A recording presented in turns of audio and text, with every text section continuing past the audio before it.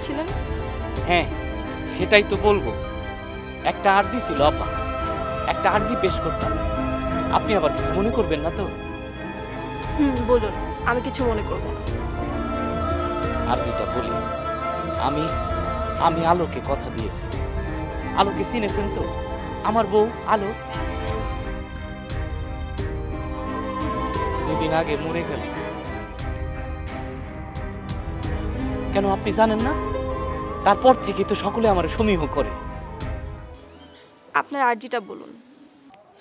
আমি আলোকে কথা দিয়েছি, যে করেই হোক আমি আপনাকে রাজি করাবো।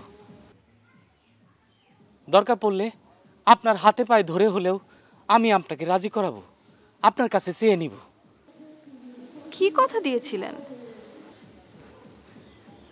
আপা, আপনার যে ঘোড়ার গাড়িটা আসতেছে, সেই ঘোড়ার গাড়িতে আমি আমার আলোকে চড়াবো। কথা দেন আপা, একটা দিনের জন্য হলো আমার আলোকে আপনার গাড়িতে চড়াবেন, বলেন। আপা, নদী পার ধরে আমার আলোকে নিয়ে ঘোড়া ছুটে চলবে। আমি অবশ্য ঘোড়ার গাড়িতে চলব। আমার গায়ে ময়লা, গন্ধ। আমার আলোর শরীরে কোনো ময়লা নাই, গন্ধ নাই।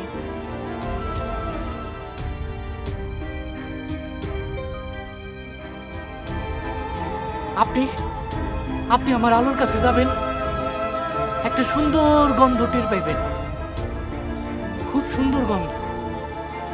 কথা দেন আপা, কথা দেন, আমার আলোকে একটা দিনের জন্য চড়াবেন, কথা দেন। তা না হলে আমি এমন মিনতি কেন করতেছি আপা আপনার কাছে, বলেন। লতিফ মিয়া, আপনি শান্ত হন। আপনার এখন বিশ্রাম দরকার। আপনি প্লিজ শান্ত হন। আপনার ঘুম দরকার। না গো আপা, আমার ঘুমানোর দরকার নাই। আমার ঘুম আসে না, আমি ঘুমাবো না। আমি ঘুমাইলে আমার আলোকে আমি দেখতে পাবো না, আমার আলোর কথা আমি মনে করতে পারবো না গো আপা। আমি ঘুমাবো না। আপনি আমারে কথা দেন, আমার আলোকে আমি একটা দিন ঘোড়ার গাড়িতে চড়াবো আপা। আমারে কথা দেন, আমারে কথা দেন গো আপা। আমার ভালো লাগে না, আমার ঘুম আসে না। Hello, hello.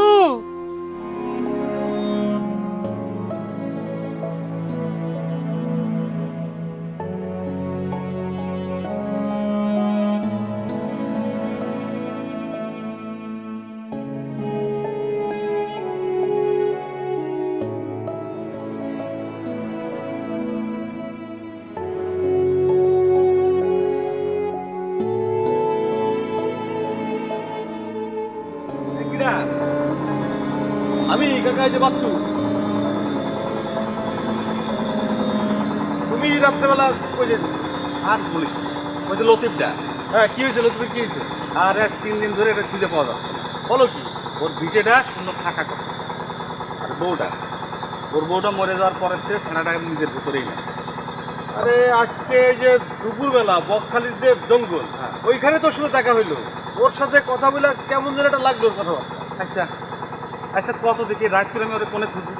রাত রাত করে তোমার খোঁজা লাগবে না, আমি খুঁজতেছি, দেখি পাই কিনা। ঠিক আছে, শোন, যদি ওরে পাই তুই আমার বাড়ি করে নিয়ে। আচ্ছা ঠিক আছে, তোমার চিন্তা করা লাগবে না, তুমি যাও, আমি দেখতেছি। পাগল রে।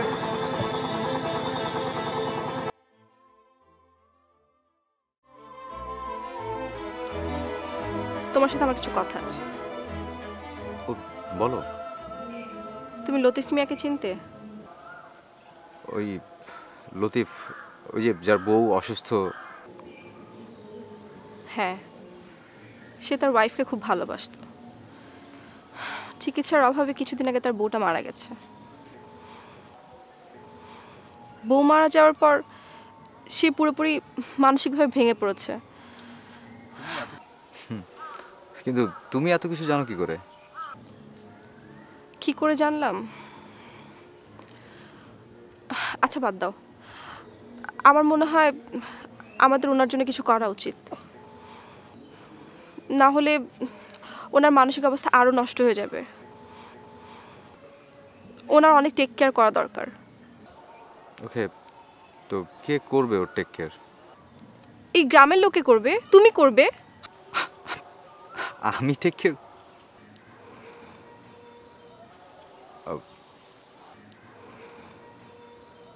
ওকে, হ্যাঁ, গ্রামের ছেলে তো টেক কেয়ার করা দরকার। আমি দেখছি কি করা যায়, দেখছি। আমি আসি আরমান। এখনই? চলো বাড়ি চলো, বাবার সাথে দেখা করবে না? আমার কিছু ভালো লাগছে না, আমি এখন বাসে যে রেস্ট নেব। ওকে চলো, আমি তোমাকে এগিয়ে দিচ্ছি। আমি একা যেতে পারবো, তোমার যেতে হবে না আমার সাথে।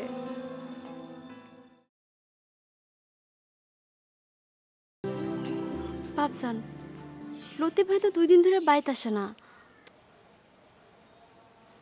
কি কইস? হ, কোথায় কোথায় ঘুরতেছে কে জানে। দিনের মধ্যে 4 বার ওইদিকে যাই, খোঁজ নেই। ওই ভিটাটা খালি খালি দেখলেও পেট পুরে। ছেলেটার জন্য বড় কষ্ট হয় রে মা, কিন্তু ভাগ্যের লেখা তো আর খণ্ডানো যায় না। কপালে যা আছে তাই হবে। হ বাবজান, আলু ভাবি খুব ভালো মানুষ ছিল বাবজান।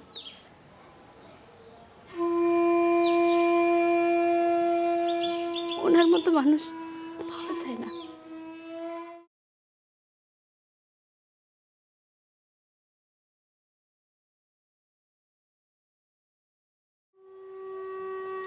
দিনের আলোয় পাইলাম যারে আপন করে, সে কেন হারিয়ে যায় রাতের আধারে। দিনের আলোয় পাইলাম যারে আপন করে, সে কেন হারিয়ে যায় রাতের আধারে। কেন দেখিলাম তারে আমি, কেন দেখিলাম তারে আমি, কেন দেখিলাম তারে। আমি কিছুতেই মেনে নিতে পারছি না, একটা অসুস্থ লোক এইভাবে গ্রাম থেকে হারিয়ে যাবে। আমি মেনে নিতে পারছি না। আমি তো তোমাকে আগেই বলেছিলাম, তুমি যদি তখন কিছু করতে তাহলে হয়তো এমন কিছু একটা হতো না। আমি বুঝতে পারছি না, এমন একটা লোক আর গ্রামে এতগুলা মানুষ, কেউ একটু তার খোঁজ খবর রাখতে পারলো না, টেক কেয়ার করতে পারলো না। গ্রামের লোকজন তো ওকে খুঁজছে। খুঁজছে? আমি জানি কয়েক ঘন্টা পরে এসে ওরা কি বলবে। দেখো আরমান, আমি তো তোমাকে আগেই বলেছিলাম, তুমি যদি আসলে কিছু করতে তাহলে আজকে আর এরকম হতো না। আমার কষ্টটা কোথায় লাগছে জানো? লোকটার আত্মীয় স্বজন কেউ নেই, লোকটা এভাবে নিরুদ্দেশ হয়ে যাবে আমি মেনে নিতে পারছি না। গ্রামের মানুষগুলো কেমন জানি হয়ে গেছে, কেউ কাউকে এখন আর আপন মনে করে না, সবাই সেলফিশ। কি কি বললে? বললাম সেলফিশ। কাকে বললে? আমাকে? আর কাকে বলবো, তোমাকেই বলছি। বুঝতে পেরেছি, আমাকেই আসলে কিছু করতে হবে। তুমি কি করবে? কি আর করব, লতিফ মিয়াকে খুঁজে বের করব। তুমি? হ্যাঁ আমি। আসলে তোমার না আমার সম্পর্কে কোনো আইডিয়া নেই, যে কারণে তুমি এরকম চমকে উঠলে। কয়েক বছরের কোনো কাহিনী জানো না তো, তাই। তাহলে তুমি এভাবে চমকাতে না। এই কোথায় যাচ্ছ? আমার এখানে দাঁড়িয়ে থাকতে অসহ্য লাগছে। আর ইদানিং না তোমাকে খুব বোকা বোকা মনে হয়। তুমি কি সত্যি সত্যি প্রেমে পড়েছো? আশ্চর্য, মানুষ যে আজকাল সত্যি সত্যি প্রেমে পড়ে তাও জানতাম না। আর শোনো, আমি এখন শিউলিদের বাড়ি যাচ্ছি, তুমি আমাকে ফলো করবে না। আচ্ছা। গত শনিবার সন্ধ্যায় লতিফ কাকারে দেখছো জঙ্গলের দিকে, তারপরে তো আর লতিফ কাকারে কেউ মানে খুঁজা পায় নাই, তাই তো? হ্যাঁ। তারপরে আর তার কোনো খোঁজ পাওয়া যায় নাই। না না, এখন এই লতিফ কাকারে তো খুঁজা পায় নাই, সেক্ষেত্রে কি করতে হবে? তারা খুঁজা বাইর করতে হবে, তাই না? তাহলে ওই আমরা একেবারে না যে দলে দলে ভাগ করে যাই। না না, বিষয়টা হচ্ছে যে সবাই মিলে একসাথে একদিকে না গিয়ে আমার মনে হয় রতন তুই একটা কাজ কর, তুই চারদিকে চারটা দল ভাগ করে দে, এটাই ভালো হবে, ঠিক আছে? আচ্ছা হ্যাঁ, তাহলে আবু কাশেম, হ্যাঁ ভাই। তুই উত্তরের দিকে যা, ওই বাজার পার হইয়া নিশামপুর মসজিদ পর্যন্ত যাবি, ওইখানে গিয়া তারপর তুই খুঁজবি, ঠিক আছে? ঠিক আছে ভাই। তুই কারে কারে দলে নিবি ভাগ করে নে। আমার দলে তাহলে বিল্লাল আর মতি আমার দলা। আমি নিশানপুরে যাবো না, ফু ফাটান। কেন রে নিশানপুর, তোর কি সমস্যা কি? নিশানপুর জসিমের লগে মতির কাইজা, ওদের গেলে মতির খবরই আছে। ও আচ্ছা ঠিক আছে, তাহলে মতি তুই পূবে যা মুস্তাফার দলে, হ্যাঁ? আচ্ছা ঠিক আছে। ওই বাইদার পার পর্যন্ত যাবি, ঠিক আছে? হ্যাঁ আচ্ছা শোন, হ্যাঁ। ওই যে সবই তো হলো, এখন পশ্চিমে কে যাবে? ভাই পশ্চিমে কি আছে? পশ্চিমে তো পুরোটাই নদী, ওইখানে খোঁজ করলে তো পুরো দেশটাই ঘুরে গেল। এটাও চিন্তার বিষয়। আচ্ছা ঠিক আছে, তাহলে যেভাবে যেভাবে বলা হলো ওইভাবে আমরা কিছু মানে এখন থেকে শুরু করে দিই, ঠিক আছে? ঠিক আছে, আর যারা যারা আছে সবাই রে নিয়ে গুছগাছ কইরা যে যার মতো করে খুব সাবধানে, যারা বাড়িতে আছে বাড়ি থেকে ডেকে নিয়ে আসবি, ঠিক আছে? হ্যাঁ? ঠিক আছে, তোরা যা। ওকে ভাই। আচ্ছা ভাই, আচ্ছা আসসালামু আলাইকুম। হ্যাঁ যা। তাহলে আমি গেলাম ভাই। হ্যাঁ। লতিফ মিয়ারে আবার খুঁজে পাওয়া যায় না, গ্রামে গেলে কি শুরু হলো বলতে পারছি না। মানে তো একটু মানে যেভাবে করে খুঁজতে হবে, ঠিক আছে? হ্যাঁ, বাইর করতে হবে, নাহলে খুব ঝামেলা। চল পাগলা মানুষ করতে গো ধরে চল যাই।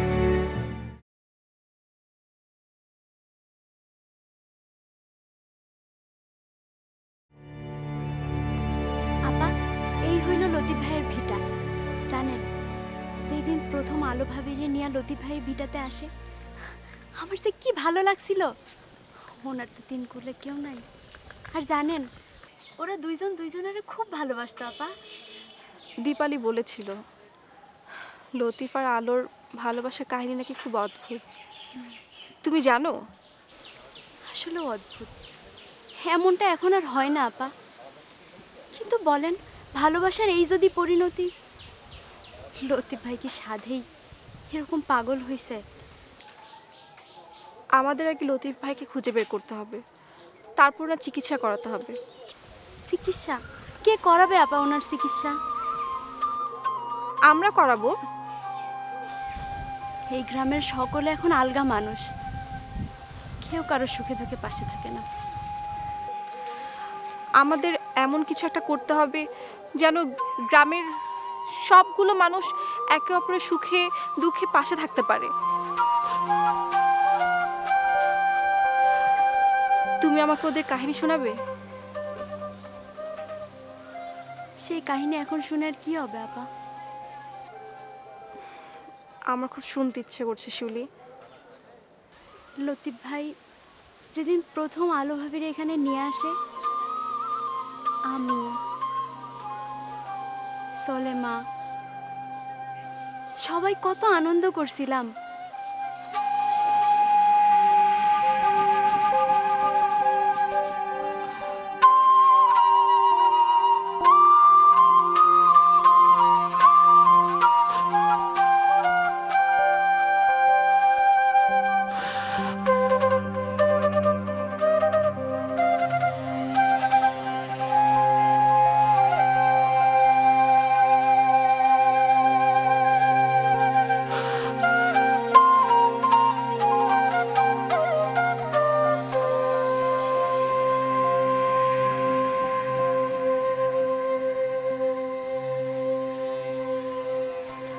কাকা, মাস্টাররা পাইছে আপনার লগে দেখা করতে। নিয়ে যা।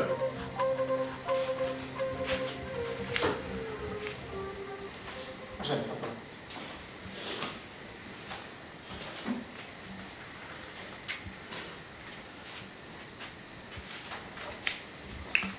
এসো সৈদি, এসো। আমি কিন্তু মনে মনে তোমার কথাই ভাবছিলাম, কালকে সকালে তোমার ঘোড়ার গাড়ি রওনা হয়ে যাবে।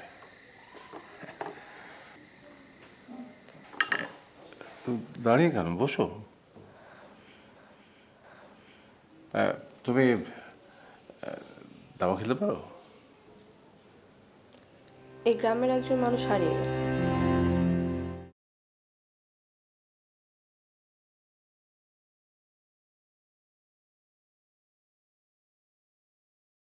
একজন অসুস্থ মানুষ।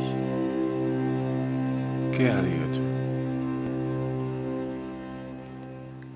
যার বউ 2 দিন আগে মারা গেছে, লতিফ মিয়া। আমার মনে হয় সে মানসিকভাবে অনেক ভেঙে পড়েছে। তুমি এখন আমাকে কি করতে বলো? আপনার ছেলে মেয়ে হারিয়ে গেলে আপনি কি করতেন?